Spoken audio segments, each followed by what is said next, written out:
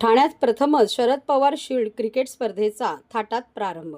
ठाण्याच्या सेंट्रल मैदानात पहिल्यांदाच आयोजित करण्यात आलेल्या Sharad Pawar shield under-19 cricket स्पर्धेला उत्साहात सुरुवात झाली आहे। ठाणे जिल्ह्यातील 19 वर्षाखालील गुणवंत क्रिकेटपटूंना व्यासपीठ मिळवून देण्याच्या उद्देशाने ही स्पर्धा आयोजित करण्यात आली असून या माध्यमातून ठाण्यातील नव्या खेळाडूंना मोठे प्रोत्साहन मिळणार आहे।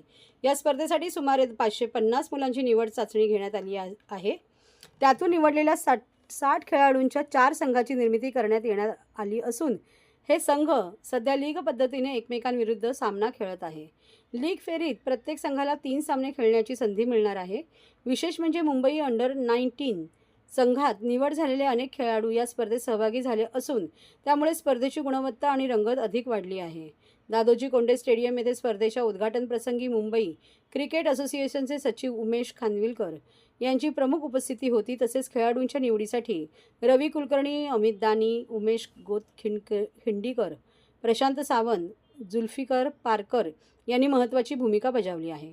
डॉक्टर जितेंद्र आव्हाड स्पोर्ट्स फाउंडेशनच्या वतीने या स्पर्धेचे आयोजन करण्यात आले असून स्पर्धेसाठी रणजित कुमार पिल्ले, डायरेक्टर स्पेशल प्रोजेक्ट्स JSW यांचे मोलाचे सहकार्य लाभले आहे। या स्पर्धेमुळे ठाण्यातील उद्योगमुख क्रिकेटपटूंना स्वतःची गुणवत्ता सिद्ध करण्याची संधी मिळणार असून भविष्यातील मोठ्या स्पर्धेसाठी नवे खेळाडू घडण्यास मदत होणार आहे।